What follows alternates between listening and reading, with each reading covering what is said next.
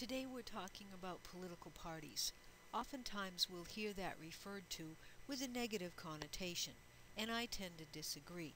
Our political party Now, it really is difficult to separate these topics. You can't really separate parties from interest groups, from campaigns, from votings, from elections, etc. When you think about political parties, remember, there really is no democracy of any size that could function without parties. How could things get done? However, really, there is no magic to the number two to have two political parties in a democracy the way we do. Remember that the definition of parties includes people who seek to control the government, and political parties and interest groups really are close, but there is a major fundamental difference, and that is that interest groups do not nominate candidates. Remember, the purpose of the political party is to control and operate government, to win and hold public office. With interest groups, the main idea is to influence government. Once the move is made to run a person for office, the interest group has crossed to a political party. Now, I don't mean just to support, but to actually have that person run for office under the interest group's. One way to think about the difference between interest groups and political parties that I don't think you'll find in your textbook is to remember these two words. Interest groups tend to articulate. In other words, they speak, they say, they make their one interest known. So their umbrella is kind of empty. There's only one interest under that umbrella. Political parties aggregate interests. Everybody with me? So that when you look at the two major political parties in the United States, they try to form an umbrella that's big enough to aggregate, to bring the crowd of a number of articulated interests under that umbrella. Now, this idea of articulation and aggregation really is important. It's one of the reasons why our political parties go after the same people. They're trying to get them under their umbrella. Okay? Now, when we talk about parties, obviously they link to democracy. Political parties really do belong in a democracy, and without them it's difficult to have one, because there has to be a choice in a democracy. Now, you can have a choice in a one-party system, but it's kind of tough to see. Think of, in a democracy, especially such as ours, how power changes hands. Often every 4 years, every 8 years. Think of when one political party, whether it's just the president or whether it's the majority in Congress, changes hands. It really is pretty amazing that we have this power change peacefully in our tradition. That's something that many nations, many histories have not had. When you think of the political parties, remember that they help to mobilize demands and supports. Remember that from the political system discussion we had way back when. And also help to come up with the outputs of the political system. Parties in America have always been much more pragmatic than ideological. In other nations, that's not always the case. And actually, even if we are becoming more divided, which many experts say we are, still our parties tend to change with the time. In the U.S., we have remained a two-party system. The names of the parties have changed and what they've stood for have changed, but we have stayed a two-party system. Now note, this is just my opinion, but I feel strongly that this has helped the American democracy survive. We won't go into a lot of the details as to why, but I really am afraid of the American political system turning into a multi-party system. That, I think, and again, this is only my opinion, would really fracture our democracy. Okay, back to the... Why have we remained a two-party system? Well, it's kind of in our history. Remember good old Chapter 1. We started with two parties, the Federalists and the Anti-Federalists, even though they didn't call themselves political parties. Historically speaking, our political culture has been one of compromise, and we tend to discourage radical third parties. Most of the electorate, you and I, we tend to be ideologically moderate. Now, that doesn't mean that the leaders of the political parties are, but for those of us who make up the rank and file, we do tend to be moderate. We also have in this country the idea of the winner-take-all election system. We're not proportional the way many other countries are, especially those with a parliamentary system. We have, even if you win by just a vote, you get it, you win. And especially the Electoral College shows this. It's very difficult for third parties to have any electoral success in most elections in the United States. If you think back, remember that even for the federal elections, even for federal offices, everything is organized by state. We don't vote as a nation, we vote by state. And it's under the state laws and federal that there's a clear advantage to major parties. Third-party candidates for president aren't even eligible for federally matching funds, and just trying to get that is just a tremendous amount of work. And you know already how campaigns are. Why have we stayed with a third party? At times we've had them, but very often they don't win. And even when they're just involved in the race, they may upset the outcome of the election in many instances. Now, nothing prohibits a third party, but here are a few factors that tend to mitigate its success here in the United States. The first thing is we often need national support, especially for the president, and that's hard to get. Obviously, our parties need organization and money, and that tends to work against third parties. The Electoral College, we've already mentioned, works against third parties. Now, the one that I think is the most interesting is as a third party comes up and they last, a few seasons or a few elections, they will often latch on to an important point, to an important interest. And as they do that, as the third party picks a very important point and makes it through a couple of election cycles, then usually that important point of the third party will be adopted by one of the two major parties. One of our two majors will aggregate that interest that had been seen under the third party. Everybody with me? Now, this would be a really good question to see if you could come up with an example of this in recent history. Now, the consequences of the third party is, ironically, they often give the election to the party that they are most against. So when a third party does get votes in our major elections, you will often see that they hurt the party they are closest to, and they give votes to the party, and sometimes give the whole election, to the party that they are most against. Why? Because that third party takes the votes from the one of the two major parties closer to them. Okay? And now, of course, 1/3 of voters say they're independents, so it is really difficult to predict how this is going to happen.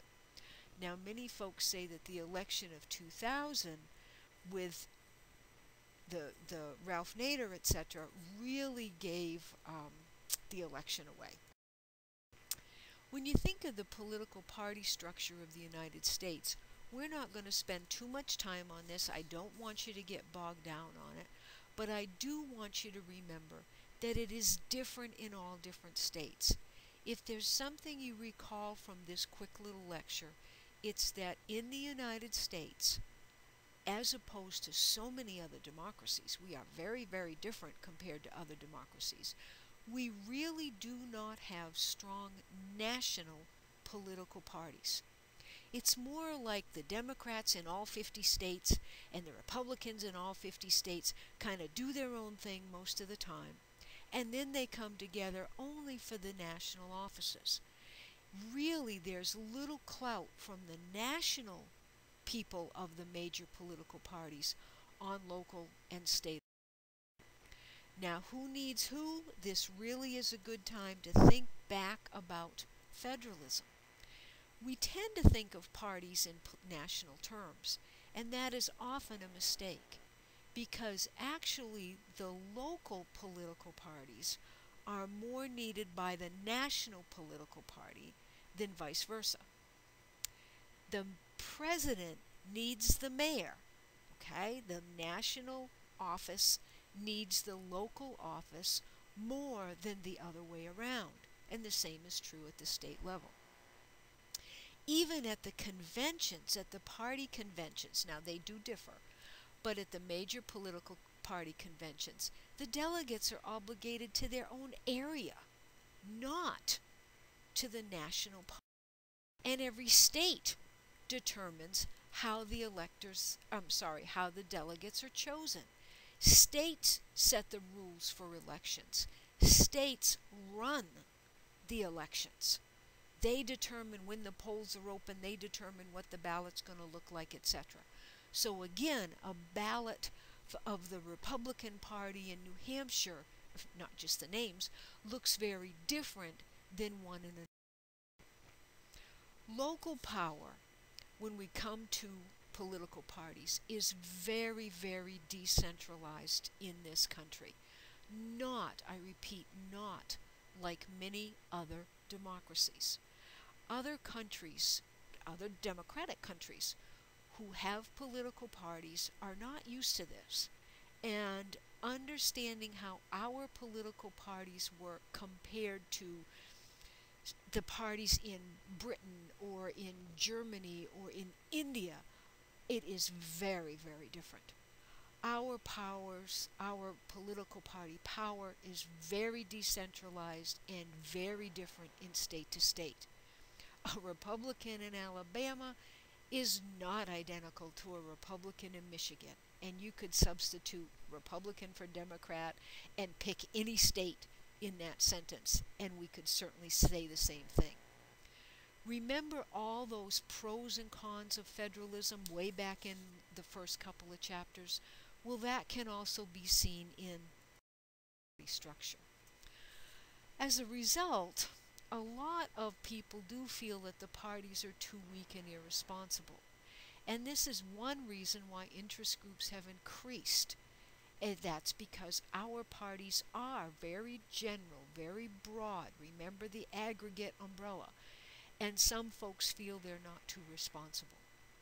As interest groups have proliferated, they tend to become more more divisive. But when you have interest groups and pluralism, let's face it, it's just not conducive to party discipline like other. In the primaries, all states don't even have primaries. Some states do, some have party conventions, some have direct primaries, some have indirect primaries, but even the power here is very, very different between the states. Closed primaries only allow those who are registered in the party to vote. Open primaries say, nope, you can become a member one day, vote for the party nominee, and that is hugely different than a closed primary. A question here. If you have open primaries, okay, so you are in a state that is allowing anyone to come in and register and vote for the primary. And remember, in a primary, all you're doing is picking who is going to represent the political party in the upcoming real election.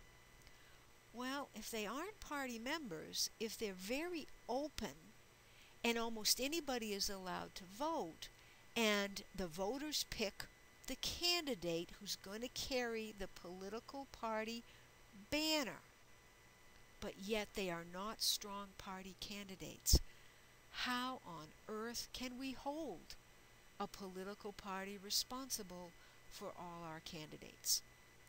Now, you may have to replay that once or twice to really catch how important that question is.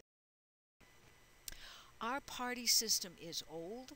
It is very weak. It's very loose. It doesn't have a lot of discipline.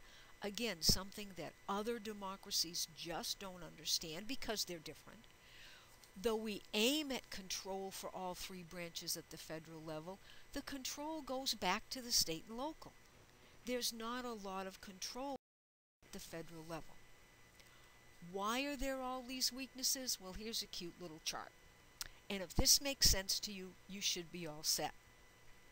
Our political parties stay weak, stay loose, stay undisciplined because the party doesn't control the nominations. And we just talked about this with the primary. The parties don't even control the campaigns when you think about it. It comes from the candidates, it comes from interest groups, the money that is spent, and think of this as we talk about the money being spent on campaigns, especially by special interest groups who don't even have to align themselves with a party or even with a candidate. We have a very decentralized organization of our political parties, very undisciplined.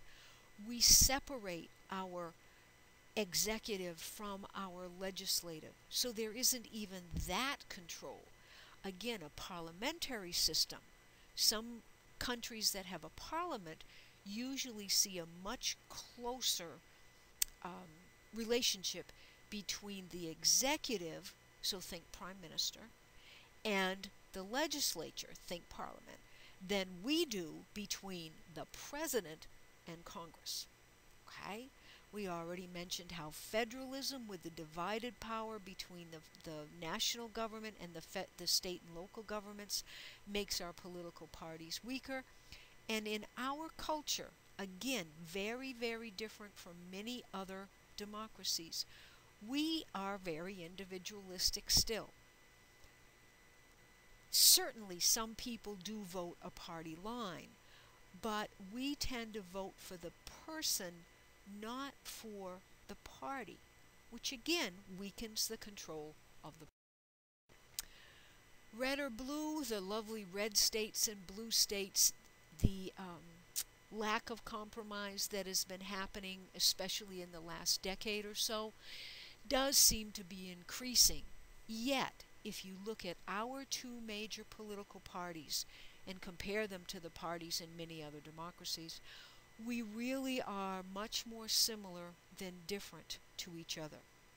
This reflects our political culture, not like many of the countries. When you look at our differences between the Republicans and the Democrats, a lot of times you do see the basic agreement on American values. Again, think back to previous chapters. Oftentimes it's more of a degree of what's going to be emphasized, and primarily, and I think part of this is certainly my opinion, but the biggest difference is how are we going to do this? How are we going to get it? How are we going to get there? What methods are we going to use? There's not a lot of disagreement between the American values in the parties. It's a difference on how to go about getting or keeping those values. Remember, independence, there's been a dramatic drop of party allegiance in actually more than the last decade. But really, a lot of folks say that the drop in party allegiance has been due to a great deal to a more educated electorate. I mean, just think about the information. We don't need to listen to the parties for information anymore. We just turn on the TV, log on to the net, etc. We're looking at a lot more split ticket voting.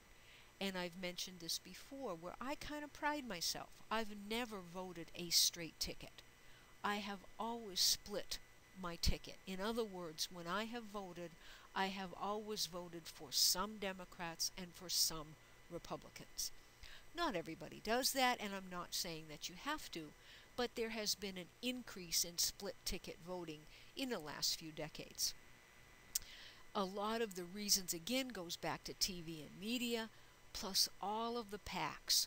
Now, remember this with the interest groups. Remember this as the Political Action Committee, so that much of what parties used to do is being done by interest groups. Now there's professional managers of the candidates, of the parties, of the campaigns, so that there's less of this party faithful feeling. The pollsters have been extremely involved in this, and all we have to do is, again, look at any kind of media to find out. The candidates used to be able to get all of that information about the polls, about the management, etc., from their party. So if you wanted to be a candidate, you kind of had to be in good with your political party just to be able to get that information. And now, not so much. As a hint from your text that I'm not going over, be sure you pay attention to the pages that talk about the functions of political parties. Now, as a hint, I might ask you to be able to list those functions. I might ask you, which one of the functions do you think is the most important, or maybe the least important? What one of those functions do you think the Republicans and Democrats are doing a good job at, or a bad job at, whatever the case might be? And that's the hint as we end with the political party lecture.